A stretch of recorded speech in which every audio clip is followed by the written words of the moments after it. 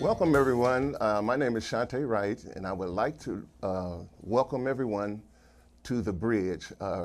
T-LIMS is presenting it. This is our initial kickoff. You can tune in from 4 to 5, and we have a call-in number for those that like to voice their opinion. That number is 240-719-2560. I would like to introduce our distinguished panel on the bridge. To my right, I have Twyla Cawthon. I have Francis Adams. And to my left, I have Teresa Hamilton. Just to give you a little background about myself, and Francis here, I'll let you know what the bridge is about, and we'll clue you guys in as to what we are about and what we stand for. Just a little bit of history about myself, and I'll be brief. We are concerned citizens, and we decided to put our minds together to reach out to you so your voices can be heard and to reconnect us and to bring some unity amongst us, not just here in the United States, but worldwide. I don't have a title, so that makes my part a little bit easier. I'm just a concerned citizen, and we need you out there to put your brick in this foundation, so be a part of that. Right now, I'd like to introduce you to Francis Adams. And Francis, you could tell the audience a little bit about the bridge. Right, thanks, Sean. So the idea of the bridge for some of us is that I came to the United States about 8 years ago, and I was rather surprised at how little Americans know of Africa. I'm originally from Ghana, and before I came here, I thought, well, I mean, especially the black people would know about that, tiny things about our culture, and but I was very surprised to find out that they know almost nothing about Africa.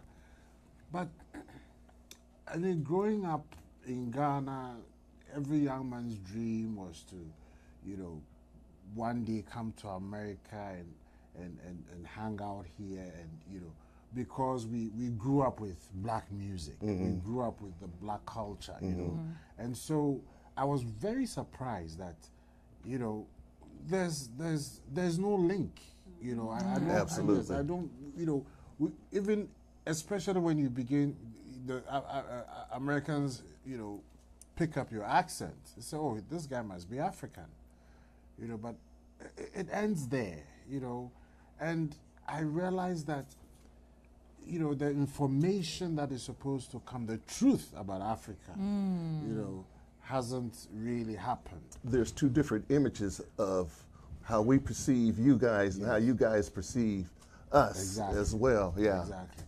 So the idea behind the bridge is to inform, and connect, try and connect at least some aspects of our culture, our tradition, our values, the things that make us who we are. Who we truly are. Yes. With not just the black people in America, but America in general. Because America really is a melting pot of all cultures, But it's important for us to just find the truth that we don't live up in trees. We don't have elephants running about the place and people in tattered clothes all over the place. We have cities. We have amazing buildings. We have rich people. We have poor people. We have great music, amazing traditions, and all kinds of things that I think would be helpful if we got the chance to share that information with you. And I encourage people to visit Africa. And when I say Africa, I don't mean just South Africa where you go and see the wildlife, but West Africa, Ghana, Nigeria, Cote d'Ivoire, because really you will see people who look just like black people, people who you can connect with. And we have such rich culture and traditions. With that said, I'm going to hand you over to my cousin, Yes, right. Tala, who knows more about these things. My name is Twyla. Okay, I'll get this out the way. I do have a title. Don't call me by that title because I am Twyla. The title is just a piece of paper that I sat in classroom for. I have a PhD in rabbinic studies. I am a scholar of more Old Testament and Hebrew biblical studies. I have undergraduate and master's degrees in education, specifically special education, physics, applied behavioral science, mass communications and journalism, broadcasting. So I have a diverse, very diverse background. My background academically is just as diverse as my cultural background. My family are Cherokee and Blackfeet, and I have, shout out to my uncle Guillermo Quinones in Chihuahua, Mexico. So I was raised up to know all parts of my ethnic background, which makes me kind of special in some regard because I have a connection in that regard, in that. But I don't know a whole lot about my Africanness. You see, I know about being a Black American. I formerly taught school, and I'm also a former military person in the Marine Corps and a former law enforcement officer. So I have and worked in radio. So I have a real diverse background altogether. Perspectives. I know what's not being taught in school. And before I go any further, we need you to hit the subscribe button. We need you to follow us on Instagram. We need to follow us on Facebook. We need to follow us on Twitter. We need to follow Vox Wave. So subscribe. So every time that we come on air, you'll be able to get the notices on that. We need your input. Thank you, because I forgot to mention all that. Like I said, this is the initial show to kick off, and this is why we gather together this dynamic panel. You know something? Each one reach one, teach one, and we all work in unison. I'm sorry, I didn't mean it, but I wanted to throw that in, so you know what I mean? Now, honestly, so that part I'm uncomfortable we need you know what I mean? Like, we need all each other. We all work hand in hand. You know what I mean? To get this agenda across, to get our identity. To know who you are, you know what I mean? So if you know who you are, you know, you could have a road, an avenue to know where you're going. Amen. So I'm sorry, but no, go ahead. continue. I just. I think part of the problems that we have within us is that people who have the book knowledge don't have the heart to reach back, to reach forward, to hold together. And it's not matter that you need the book part in order to progress, because I know that I look at my ancestors, and many of my elders didn't go beyond 8th grade education, and they were able to do things that I have yet to do. The bridge for me means a connection unilaterally, this way and this way and this way. We are so immersed with European culture because that's what we're taught in schools. Right. You're taught about Christopher Columbus, who never got here. You're taught about Abraham Lincoln, who didn't want to free the slaves and let them be free. There's a lot of falsehoods in American history. You know what I mean? And that's just in America, not to mention about our history. That's right. Which is, you know, in a sense, hidden. You don't know about the things we've invented because many of our patents were stolen from us. You don't know about the things that we've created because our creativity was sold out. So our idea about this bridge, this connection, having to have the privilege of being able to travel abroad, by being able to see different parts of the world and different cultures. I've never gone to Ghana. But here's the thing. Yet. But here's the thing. The stories that I was told as a child, I found out they were Ghanaian stories. I heard about Kwaku Nancy before I heard about Snow White and the Seven Dwarfs. So I had to go to school and hear about her. And what was the other one? Sleeping Beauty. So there is a connection, the two continents. Right. You see what I mean? And so, like, your grandparents used to teach you that and tell you stories. And you know, we've gotten away from that. I know Roots was a movie, but according to the book, you know, they knew about Kunta Kinte, and Kunta Kinte was passed down to the point Alex comes along. That's because of oral tradition, and we've lost that too. Absolutely. I'll say this, and I'll let Pastor Teresa. I'm gonna say a real quick thing about when you said roots. Serving in the Marine Corps with a young lady. Her name was Doris. I won't give you her last name. We were overseas, and she had an opportunity to watch the show Roots. And after she saw that show, she cried like a baby. She cried, well, Twilight, I don't understand what to do. So we're talking about this is what happened. Later on that week, we go to a restaurant. And in that restaurant, I'm sitting at the table. I'm the only black person at the table. Everyone else is Caucasian, and then there's some Japanese persons dispersed. And it's some place like similar to Applebee's. So I'm sitting at the tables, and the gentleman comes out from the back, and he's taking everybody's order. Well, when he comes to take my order, he walks away. He comes back. He has a meat cleaver, and he's just shining up. I'm thinking, well, this is just part of this, you know, getting a meal. And then I'm trying to tell him my order, and he's just rattling off something that I didn't understand. So I did not understand, and he kept on. I'm thinking, okay, I don't need to repeat my order anymore, but he keeps saying the same thing. It took a guy from the Air Force to come from the bar, come over there and tell me, he was telling you, he's not taking your order. There's no ends allowed. Can't you read the sign outside the door? I walked outside.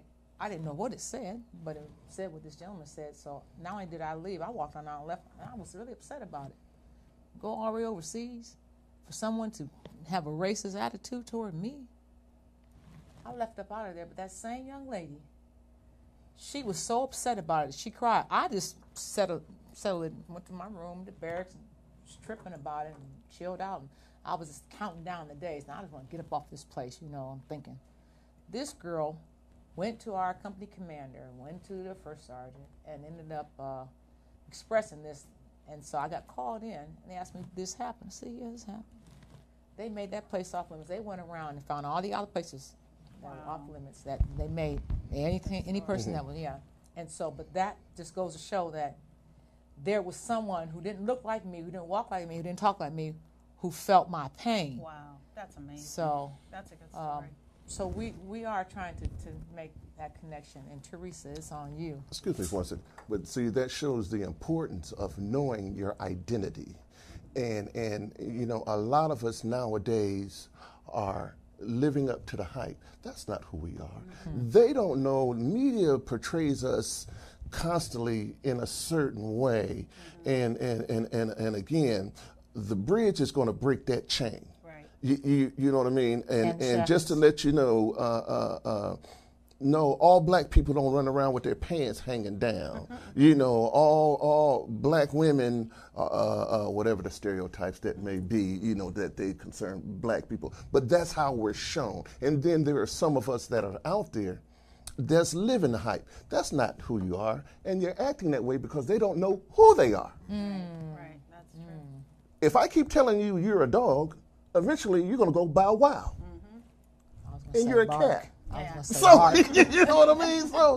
So again, I'm sorry, but Twyla introduced Teresa here. Teresa, you got the mic. Now, since I told on me, you got to tell on you. Well, Twyla knows me real well because I was certainly going to try to ease on out. But anyway, I just wanted her to mention some of our credentials because we have lived life. And not only have we lived life, but we've been educated all over the world, in the case of you two especially, and also Sean. And we're not just talking, but we've seen some things going on in our lifetimes. And that's why we're all together here. We came together, as Twyla mentioned, we have to learn to share in the hurt and the harm that has happened to us.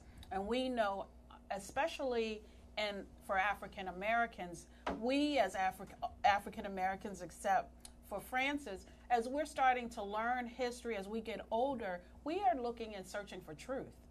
Nothing short of that.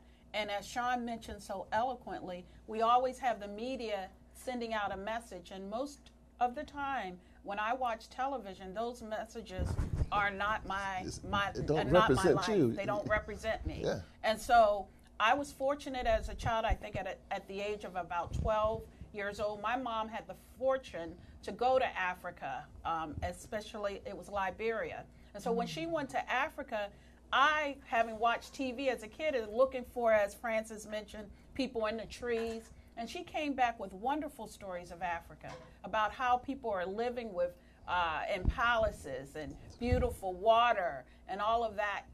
And so I was fortunate enough to at least learn early on.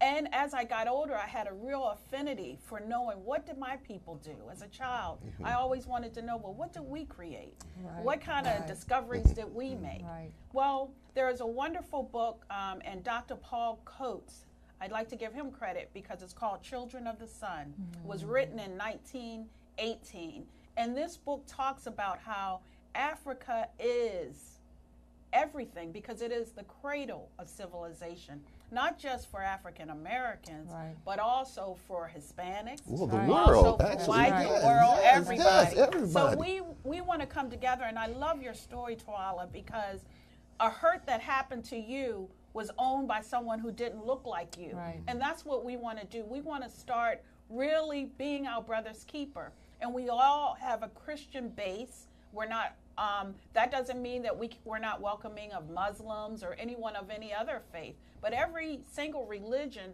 teaches about learning to love and being our brother's keeper. And that's what started the bridge, is that we really feel we're our brother's keeper. And because we're African American people who have lost a great amount of history, we've got to get back to our roots. Because once we get back to our roots, then the crime will cease. That's right. Kids will want to go to school and learn more. We will take advantage of our economic, political, and social rights. Absolutely, I agree with you. Right. You know, Teresa, as you were saying, like I said, I keep going back to identity. Yes. You know something? Let's look at the kids that are orphans that look for their parents because they want to have a sense of belonging. Yes. You know what I mean? Yes. And so now let's use the United States. We're all orphans over here. You know, and so we're looking for our identity. We're looking for our parents. Yes. So we're going to use the bridge to find out who we are. And then when we find out who we are, you know something, we're going to make it so that everybody has an avenue to find out who you are. Yeah. In order, You know what I mean? but in order to desire to find out who you are, first you have to think that you have some type of worth. Right. Exactly. And that's the thing that we, as black people in this country, we have been beaten down, decimated, massed out. We're supposed to be emancipated, but we're not, because we're still enslaved right here. And our self-worth, we don't think of ourselves as being worth of any kind of credibility except for what's material. We have this thing that if I'm making so much money, I'm successful. Right. If I'm driving a certain kind of car, I'm successful. If I'm flossing this much jewelry, then I'm successful. And we don't even look at the backstory behind that. Millionaires commit suicide every day. That's a good point. Every day. Yeah. Okay? I know a lot of broke folk, no joke folk, might be slow poke folk, but they're still walking around folk. Yes. And you have these millionaires Yes. who are committing suicide Right. every day. So we need to sit back, as black people, we need to reevaluate this whole concept of this prosperity, which That's also good. is a message that we see across our pulpits that's also infiltrating our communities. How many times have you listened to ministers? Now, okay, you don't like what I'm saying, but you know I'm right. Ministers who always tell you that you're going to be rich, you're going to be wealthy, you're going to be rich, you're going to be wealthy, you're going to be wealthy. But those who believe in these books called Bibles and all these other scriptures or all these holy books, if you look at it, the person that they were following or the personhood they were following was never a person who had material wealth. If you if you're a Buddhist, no material wealth. If you believe in Confucian, he had no material wealth. Taoism, if you're a believer of Islam, there's no material wealth. But that's the message that has been coming across real tough to the point where We're going to shoot someone for their tennis shoes. shoes are made for the tennis shoes. That is for their cars. That's really sad. Couple hours. You know, so I'm glad you mentioned that, and I'm glad you mentioned it, because you know something, this mess needs to stop, you guys. Come on, kids. You know, so give yourself a chance. You know something, the mentality. That's the hand slap of justice speaking right now. It's gotten so bad that kids, and it's our fault, because you know, so we haven't taught and we haven't passed the torch of knowledge down to them. And so when a kid don't see themselves, their mentality is, I won't live to see 17. But let me ask you this. How many of us actually really know what to teach? Right. Well, that's true too. Right. So, how many of us actually really know? There are those that is out there that has this information. What they do even with the ministers, pastors, whomever you want to call them, or your title may be, that has this book called the Bible. That is a book full of knowledge, which is a blueprint of how to govern your life, that they keep this information to themselves. And they may teach a small section in reference to that book or the prosperity aspect of that book. But the true prosperity of that book is L-O-V-E, love. Right. So if you're teaching love, you're talking about God. But see, again, no, let me pay your tithes in the building fund, and God will prosper you, and you know what I mean? And so you can drive a big car like me. Really? You know what I mean? Well, but for us as blacks, I'll say this. I go over to in Cairo the other year, in Hurghada and southern Egypt.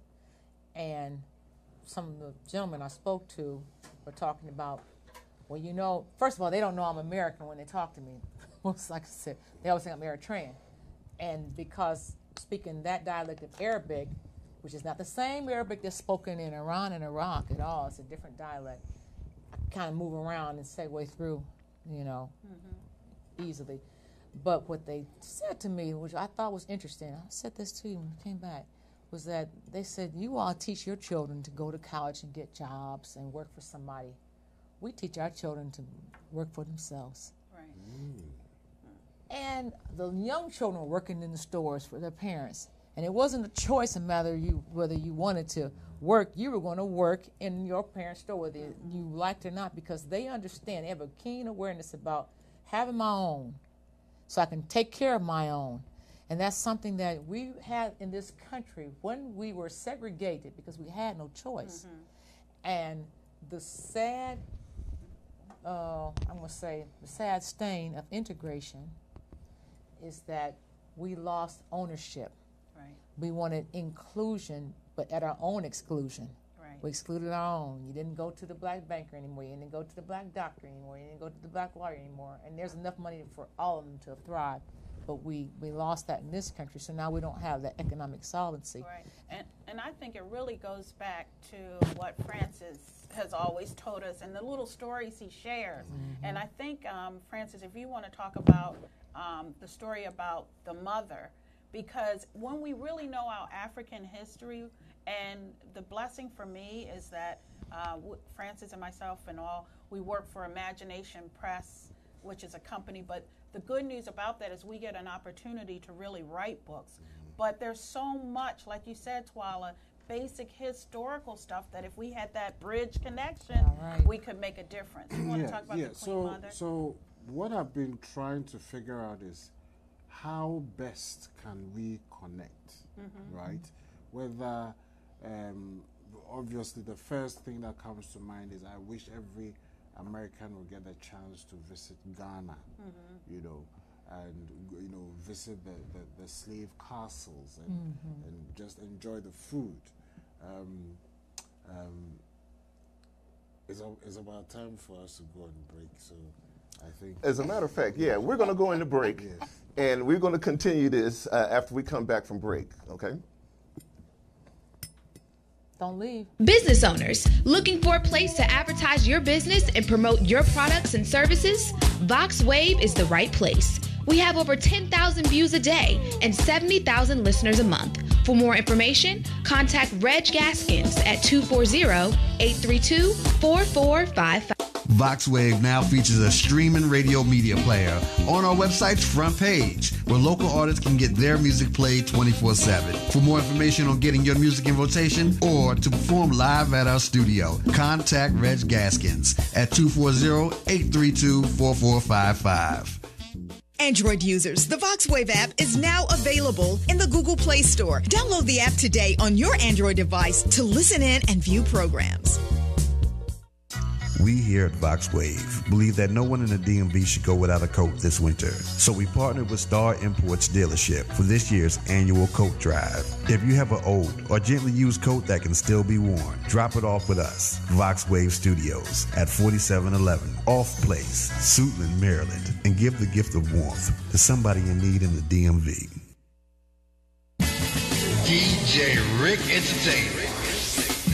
DJ Rick Entertainment, hottest DJ in the DMV area, CEO of Step Your Game Up and the Youth Project Show, the DJ on the Heartbeat Conga Hour, and sound engineer for a variety of bands.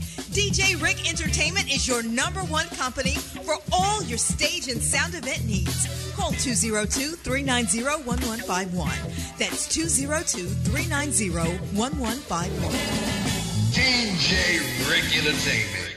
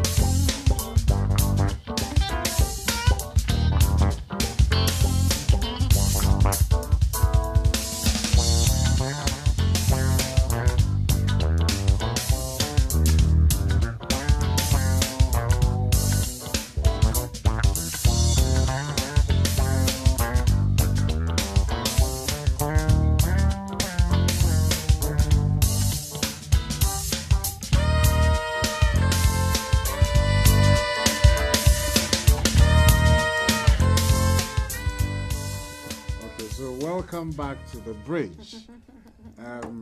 Before we left, what was I talking about? You were going to share a story. The Queen Mother. Well, I mean, there are too many stories to talk about, but I think my dream is to let especially African Americans know where they came from, you know, and that it is not an S-hole. I mean, it's a place where people live nicely, and people everybody has, you know, their rich areas and the poor areas. But I just want people to just get the chance to visit, you know, go to Ghana and make the judgment for yourself whether, you know, Africa is what you've heard in the past or not. But more importantly, I hear everybody say, oh, he's African, or I went to Africa. No, Africa is not a country. Right. Africa is a huge continent. A continent. Of 54 different countries. You know, and we have all kinds of people, skin color, even hair texture, you know, cultures and traditions, and we have Muslims, we have Christians, we have all kinds of people. So when people say, when I hear that, you know, somebody comes here and says, oh, I went to Africa, and they tell me, oh, I was in South Africa, you know, it really bothers me, because South Africa is like a tourist place where you go see the wild animals and, you know, do your trekking and tree, whatever climbing stuff that you do. But if you want to experience the black culture, which is beautiful, you know. I mean, I was telling Teresa a couple of weeks ago that we had our own ways of doing things before the white man came. Right. You know, one of the things was we brushed our teeth. And you ask, how did we do that? I mean, did we have toothpaste at the time and all that? No, we have certain herbs and tree barks and stuff that we chew into a brush. We chew it into a brush and we use that to scrub our teeth. And it has all these medicinal qualities that prevent your teeth from decaying and, you know, prevent your mouth from you know, smelling and all that. So we have all that, and these are things that I wish we could use, you know, until the last maybe 20 years. Growing up in Ghana, you were expected to not just brush your teeth with a regular toothpaste and toothbrush, but you had to do either the chewing stick or the chewing sponge, because it makes your mouth feel cleaner and it gives your teeth longer life, you know. So we didn't even have issues of tooth decay and all those things that are associated. So we have some really cool things that would be nice to share, especially with America, so they get to know, you know, what Africa really is, you know. So I think I'm done. I'm going to. Well, hold on. Yeah. Before we move on, but for instance, like you were saying, like you were saying, Twyla, you know, something we were talking about inclusion. When we weren't included, guess what we did? We started our own stuff. Since you won't let me in your gang, I'm going to create my own. Right. Now, and with that, you know something, we had, let's take the Negro Baseball League for example. You know something, now, we had all these stars, and our stands were just as filled as their stands. Right. And somebody took a chance, just like they took a chance to come over there to get us, but somebody took a chance and decided to allow one to come into the league. Right. And once that here we go again. Once that door opened, the gates were flooded in the baseball league. Again, once that gate was open, they was taking boatloads of us. You know what I mean? Or bringing boatloads of us over there. But the point being is, okay, since you don't want to include us, and this is what we got away from, since you don't want to include us, we're going to do it ourselves. Right. And that's what we need to get back to. And I think that's a great point. And my point is always that when you do something well, sometimes it takes a while for people to catch on, but then everybody wants to join. Yeah. And our problems now, especially in the African American community, is that we're not helping each other. We're giving our dollar out to others, and yet we don't have a job to go to. We don't have money in our pocket. We're not, you know, building true assets and true wealth. So like you said, that what we want to get to is a place where everyone is included. And as Martin Luther King said, you're not judged by the color of your skin, you know? But unfortunately for us, there's got to be a change intellectually before we get to that point, because we're not ready yet. We don't know what we don't know. And that's what we're here to do on the bridge, is to help others get to where they go. And I love, before we introduce our guests, I'd like you to talk a little bit about when we had the conversation about the crabs in the barrel. Oh, you know something, and we seem to have this mentality about crabs in the barrel, and of course you know about crabs in the barrel. The crabs can never get out. You know, there's never a lid, because the crabs, they'll pull themselves down. And so now we've adapted to that mentality. So, you know something, let's change that narrative. You know what I mean? Let's change that narrative. Now, as the one crab gets up to the top and he hooks on, then the next crab to go up there to pull him off, don't pull him off, connect. Yes, that's the next crab, connect. And yes. Then the next crab climbs over and started, and eventually we all get out of there. Yes, and that's what we consider the bridge. We all get out of there. So that's what the bridge is trying to do. You know something? No, we're not going to leave a crab in the what do they come in, a bushel or a Be like the Marine Corps. We don't leave anyone behind. Yeah. We don't leave anybody behind. So I love that. I'm glad you brought that up, because you know something, like, again, you know something, even with that, And even with the things that we have experienced, even with the things that we know in our history, you know something? We can take those things and use them so we can become more efficient in the things that we do. You know what I mean? And so, you know something, I bring this up a lot, that, you know something, when we dominated sports and culturally and musically, and how is it we spend billions of dollars a year, how is it that we don't own nothing? How? Well, it goes Go ahead, panel. I mean, anybody want to answer that question? Well, before we do that, because it goes to I'm sorry. He has an answer. Well, yes, okay. He got the answer. Here's the answer. yes. Right. Well, Very before good. we get started, I know you were like, wow, you guys, you know, at first there were 4 of you and now there's 5, but Damien is here and he works with us. And essentially, I always say this guy is young, but he's full of wisdom. And we stand, even as older people, on almost every word he says, because God has truly blessed him with that wisdom.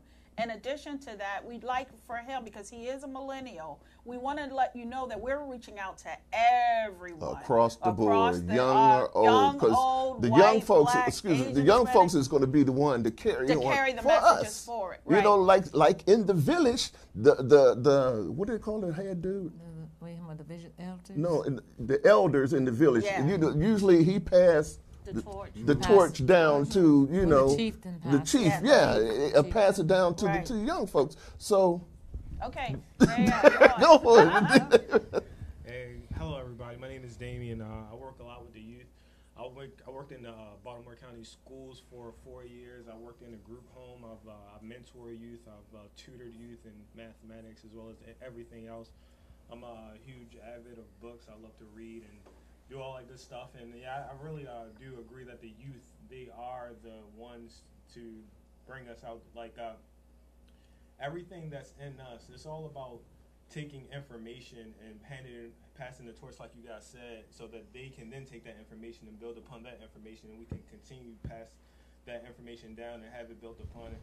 And just looking as a teacher, just looking at where we come from, I see like a lot of our youth, they don't have people to coach them. They don't have a lot of mentor. I was just talking to a gentleman. I was saying the black man has been brought into the United States as a commodity, and we're continually being used as a commodity. And if we don't do something about it ourselves, we're going to be continued. Absolutely, That's right. absolutely. That's right. So we were talking, and as I was telling him, I was saying we need to do something. He was telling me that how he works with our young men to bridge.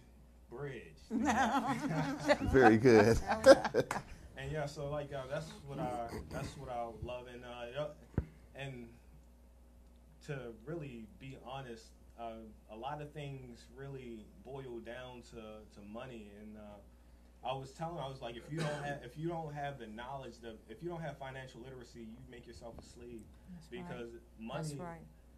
That's right. Everybody talks black and white, but green is the only thing that truly matters. Like if a person, I don't care how racist a person is. If I'm willing to pay him top dollar for his services, he's going to go with me as opposed to anybody else. Absolutely. So I think a lot of the solution is tied in financial literacy, and that's another thing that I specialize in, helping teaching the youth about how to not get in debt, but put money aside, because the more money you put aside and you invest, so what debt is, debt spends your future purchasing power. When you invest, you're building your future purchasing power. So you don't want to spend your future by going in debt. And like Twyla was saying, they tell us to go to school, and going to college does nothing, guarantees nothing but debt. So we try to, I think it's a lot wiser to have being a millennial myself, there's a lot of entrepreneurs in my generation, just showing we help one another, build one another, not crabs in a barrel mentality, just spreading that financial literacy, and especially amongst the youth, build your own, like have something. My little brother told me he didn't want to go to college. I was smiling on the inside, but I asked him, I said, why? He's like, because they don't teach you everything you need to know. and he's only in 9. He's 9 years old, so he's like in the 2nd grade. Wow. And I said, what don't they teach you? He said, well, they didn't teach me how to tie my shoes. I was like, he was like, they didn't teach me how to tie my shoes. I was like, you learned well, because now you know that like when you go to school that you're not going to get everything that you need to survive there. So, but yeah, you know. I have a question for you. Yes. And this speaks to one of our future guests, which is going to be Dr. Claude Anderson from Harvest Institute, right in Washington, D.C. Yay, yay, yay. Yay, yay, yay. Claude. Round of applause. Oh, that's why you got them things. That's not just for that. But Dr. Claude has written some phenomenal books, and one of them is Powernomics. If you've never read that, you need to read it.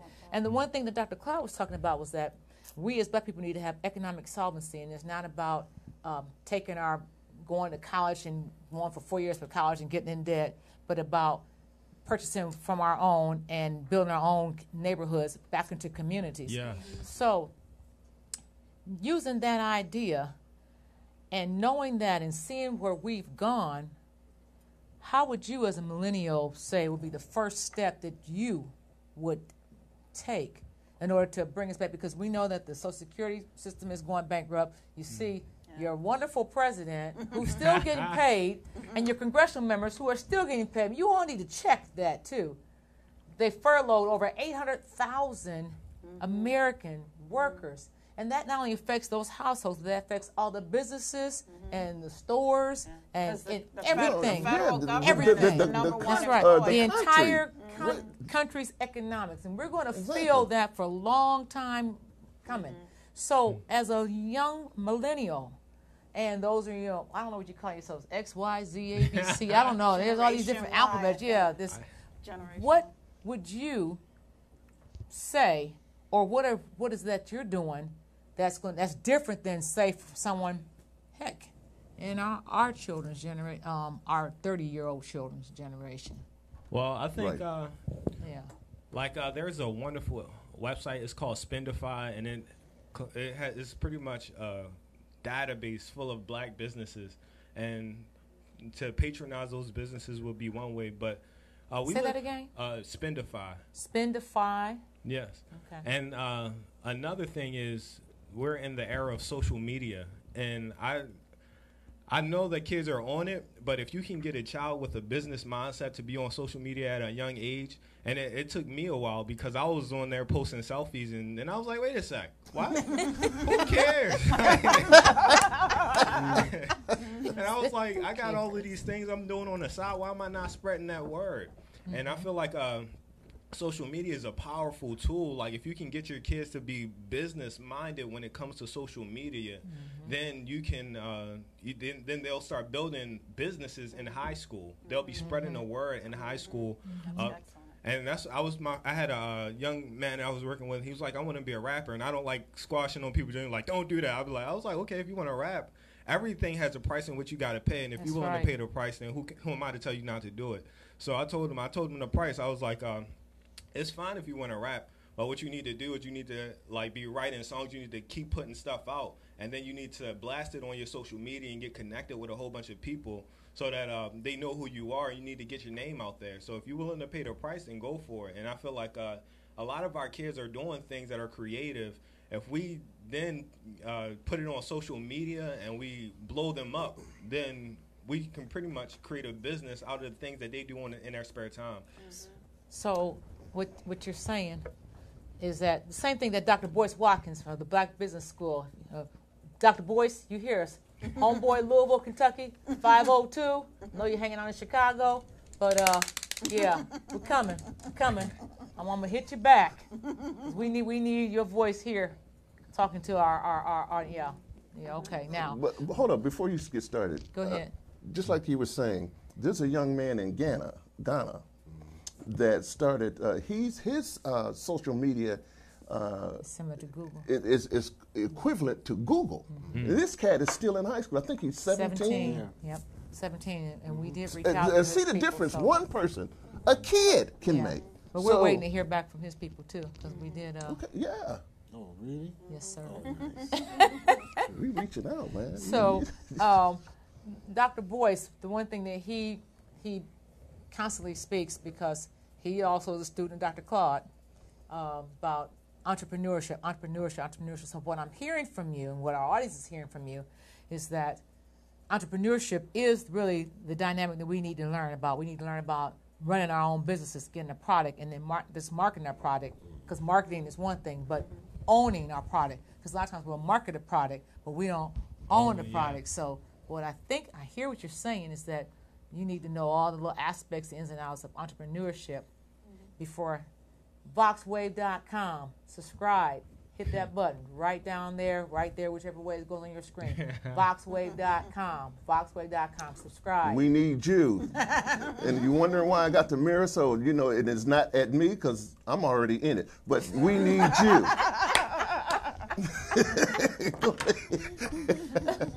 But entrepreneur spirit is that. And before we go, we'd like to thank our sponsors also from Eagle Design and Promotional, in Beltsville's Printing Company, Aqua Clothing, Imagination Press, the Sugar Foundation, and Sweet Unity Farms Coffee. Sweet Unity Farms Coffee is owned by David Robinson, who is the youngest son of Ebony.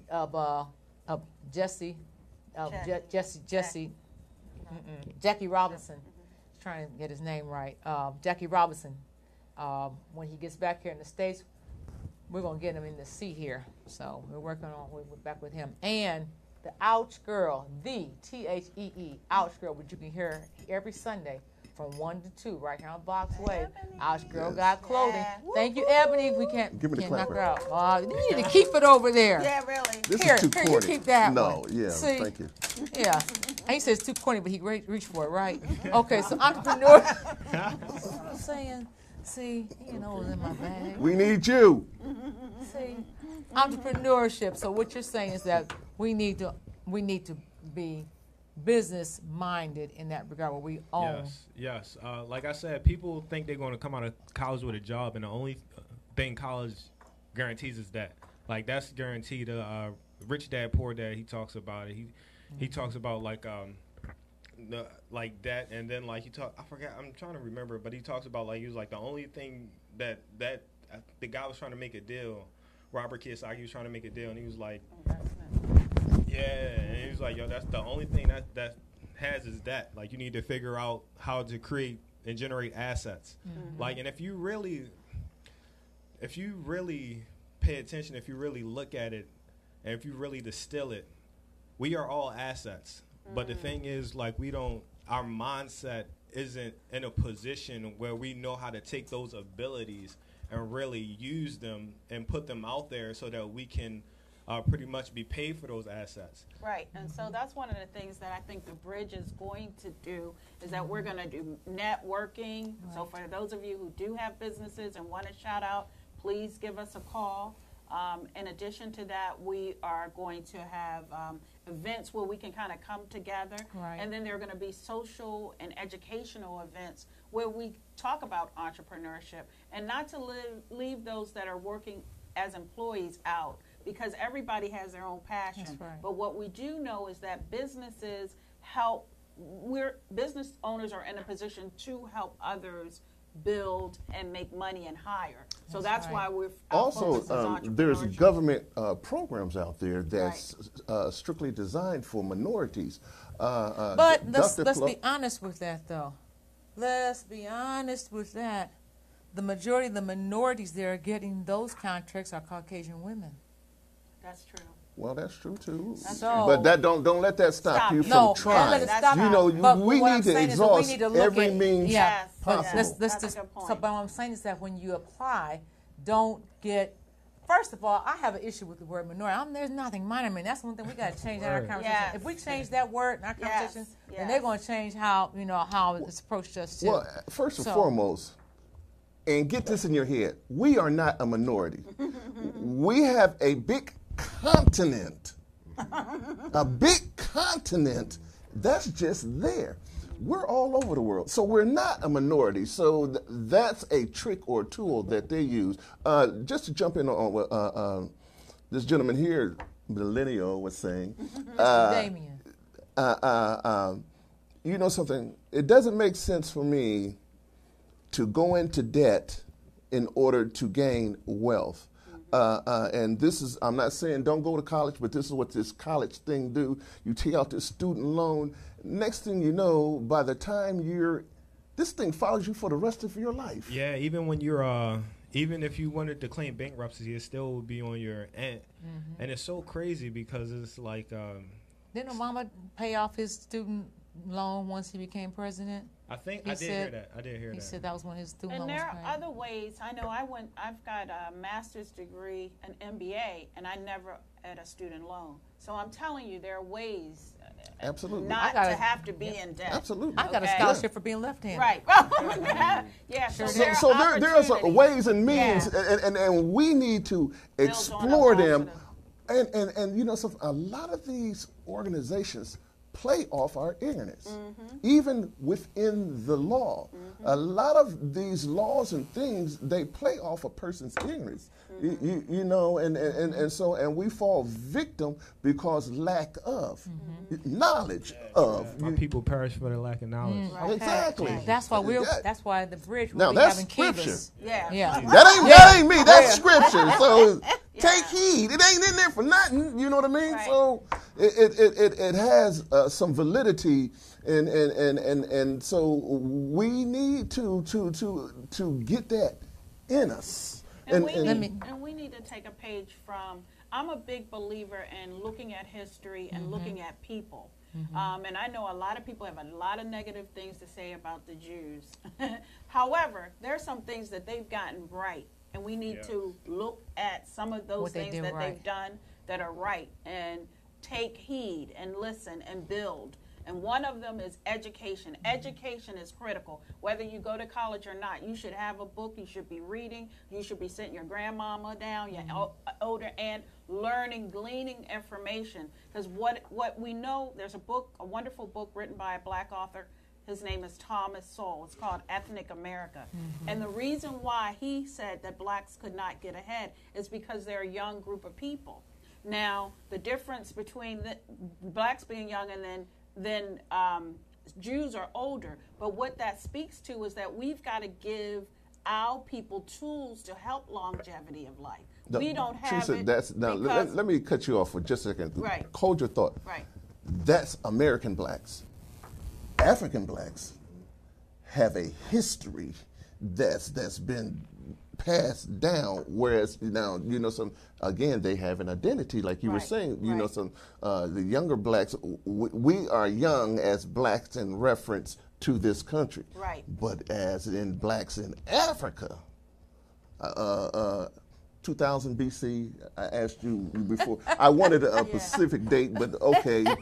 You know, so again, they had a knowledge of self, you know, whereas over here in America, you know, we're still young. Right. But this goes to Teresa's point about the types of cultural events that we'll be having. Right. We'll be having a thing called Kiva, K-I-V-A, where we're going to bring people in. We're going to Yes.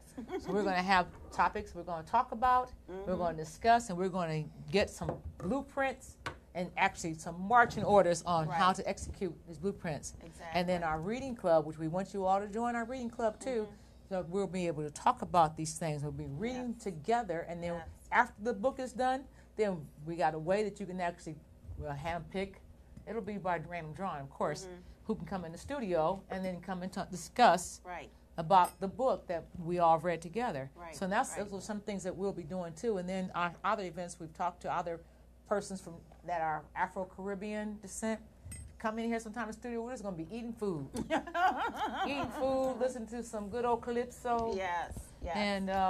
And so we really are talking about connecting to one another, connecting and these learning. dots. And we'll have Miss Miriam Bryce on our next show. Yes. She's a wonderful poet, just a phenomenal poet. Psalmist. Yes. I mean, and so we just need to do whatever we can to uplift each of us, all of us. Right. We are so diverse in talent, and instead of again waiting for a handout, let's create our own platform, and this is the type of platform that we're trying to bring about with the bridge. We want to just get you involved. You know what I mean? So if you put your hand in it, you know, I can say, even if you just stir the batter, you're a part of the cake maker. Right, You know what I mean? And so... make sure they know, you all know, we're going to be here every Sunday. Yes. From 4 to 5. From 4 to 5. All the way live, 4 Yes. to 5. And then after, if That's you don't, Vox Waves. That's .com. And if you don't catch us live stream, you can always catch us back later on YouTube, or you can catch us on SoundCloud, you can catch us on iTunes. But of course, if you subscribe, you won't miss us at all. How about that? Right. How about that? And before the end of the month is over, we'll have Mr. John Cheeks. They'll be in here, and some other esteemed guests talking about reparations, which we always are so hesitant to talk about as Black peoples. We know that other groups of people have gotten recovery and we also got to let you know in our February show, one of our shows is just for the men, where these Black men will be up here talking along with our station owner, Mr. Reg Gaskins himself.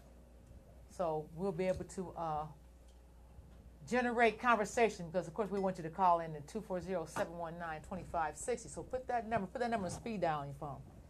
Okay. We gotta make a hard break. We're gonna make here. a quick break right now, and we're gonna come back with a special guest. So stay tuned, and we'll be right back. Don't go nowhere. I'll touch that down.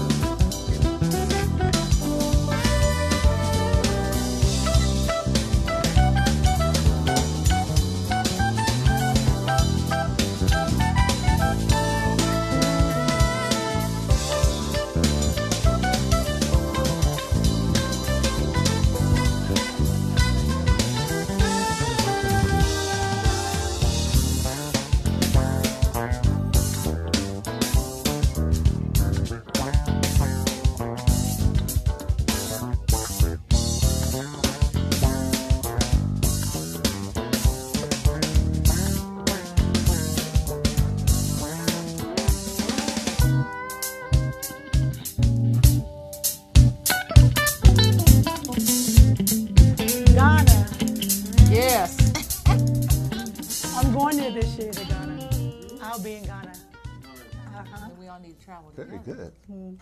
We might see you there, because we're trying to plan a trip as a group. Yes, we are. So, well, we do have ourselves one more distinguished guest today, and the word evangelize means to spread the good news, spread the word. And not out of here, but evangelist Keisha Freeland. And her name, Freeland, think about free land. Free land. Yes. Welcome. Welcome to the Vox Wave Studio. Excuse me, we got to do it right. I gotta go around. See, I gotta work with them with it. They all go home. Madam, you got the floor. Well, hi.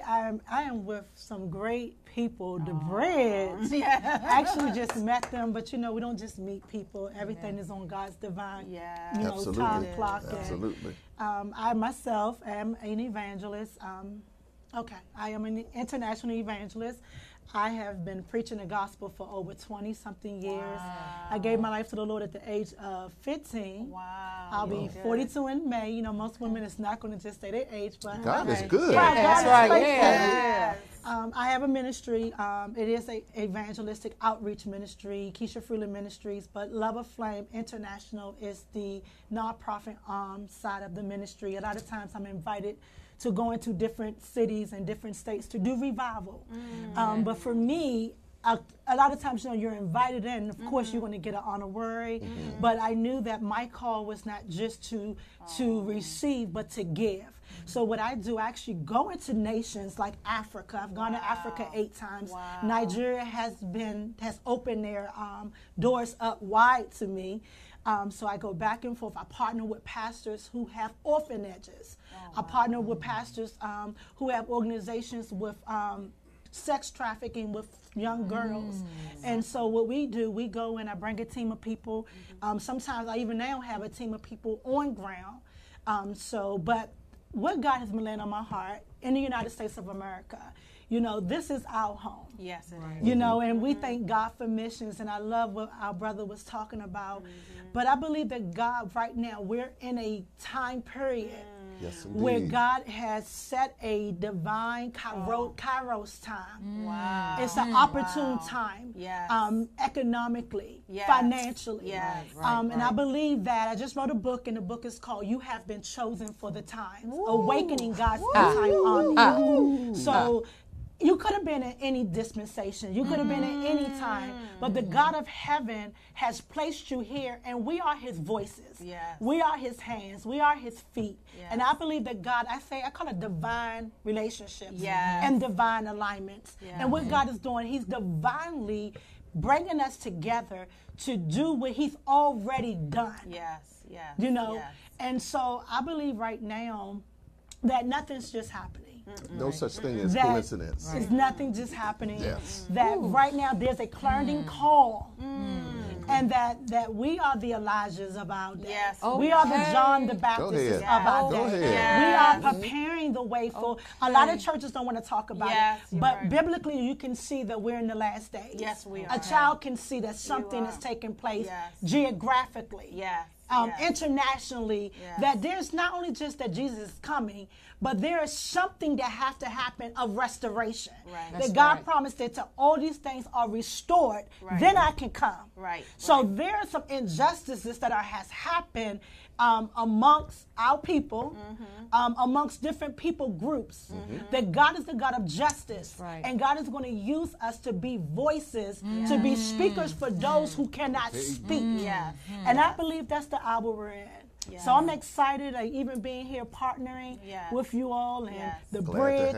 Every time I see the bridge, I say the bridge. God always tells me when I'm preaching that we are bridges. Yes, we are. You know, bridging nations, bridging generations. Because I told the older people, listen, you're not old. God is renewing your youth. Because listen, Joshua did not go over in the promised land. Caleb went with him. That's right. So it is even generations being, you know, brought together to do what is about to take place, and it is not changing. Everything has changed.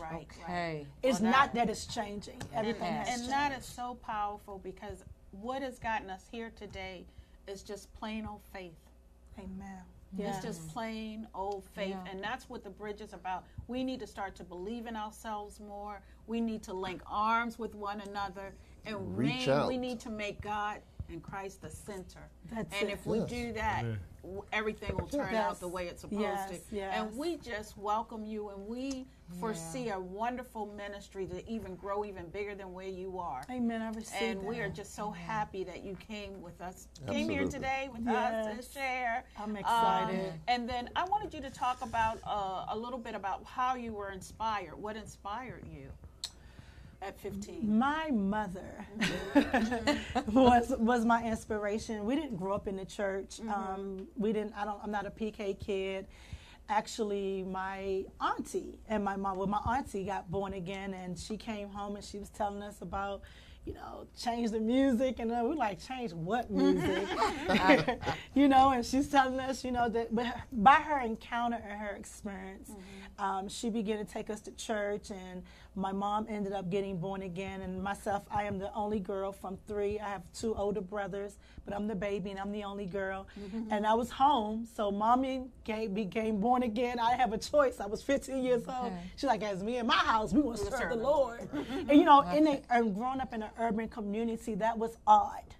But I tell people, for me, I felt like a Paul and Saul experience on the road of Damascus, that God knew that for me, I wasn't tainted with religion.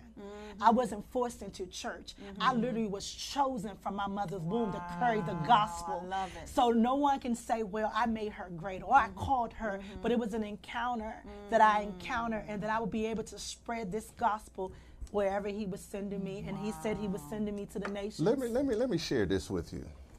As you said, as Saul, who became Paul, was on the road, God knew what road he was on. Yes. And thus, he knows what road each and every one of us is on. Amen. And each road, although we come from different roads, we're coming to the same point. Yes. We are. We are. That's it. And thus. That's it. And that's what brings us together. Exactly. Yes. At this given point in time, such a time. We thought, I'm looking at my watch like we have, something. We have to go here. We have to go here. You have to do this. You have to do that. You have to do things. Everybody has things to do. But God's time said, nope. I want them all here at this time. Disappointed time. For this purpose. Yes. Amen. For his edification. Hallelujah. Thank you, Jesus. Yes. But anyway, Come on. anyway, you know what I mean? Yes, So this is God's design. Come on. This is God's design. And because, some time is running short. And I use this, and I'm going to share this with you. The mansions are already built. Amen. God is filling his mansions with personnel. Come on. You know what I mean? Amen. So he's doing this right now. And thus, this is why the bridge has a spiritual foundation. Yeah. We might not have said or thank God enough, but we are giving him thanks. Yeah. But he is the foundation for the existence of the bridge, to put us together, to bring his people back together. Yes. You know what I mean? So again, he's working. He's working. Yeah. You know what I mean? So I just wanted to share that. And it's almost time for us to get on out of here, but we thank everyone that was here today. Tune back in next week. Thank you. Please come in next week. Next week Yes. is our first show, our regular first dynamic show, every Sunday from 4 to 5, all the way live. Yes. VoxWave.com, baby, VoxWave.com. And a shout out to Reggie. We want to shout. Oh, I got you. I got Reggie and Ron. Reggie and Ron, like we used to say in radio, on the ones and twos and doing more than a few. Yes. We thank them because without them it wouldn't be possible. Yes. Give them that number to call in. We're going to try to have a call in too as well, because we want you to participate and to be a part of this, because it's about you. It's not about us. Yes. It's about you. And support our sponsors. It is about us all, but it's not just us. It's about you. So we want your input. We want you to be involved. Be a brick in that foundation. Right. And support our sponsor, the Sugar Foundation. Book called I Got the Sugar, But the Sugar Don't Got Me by Deanna Rice. Read it. It's a good read. It's on Amazon.com. But we'll be talking to her too, and her the sugar, because it's about diabetes. So we want you to support all of our sponsors. And if you're interested in being a subscriber to VoxWave.com, please do subscribe. Music going on 24/7. You got young artists that got music need to come out, come right here. Got a thought or idea, come right here. Yes. This, if we own this, we need to support this. Yes. Until next week, everybody got anything else they want to say? Thank everybody. I want to thank my panelists. I want to thank Jesus. Hit the subscribe button, hit the subscribe button, hit the subscribe button, subscribe. And we'll catch you same place, same dial, next time out. 2 and 2. Ron, take us home.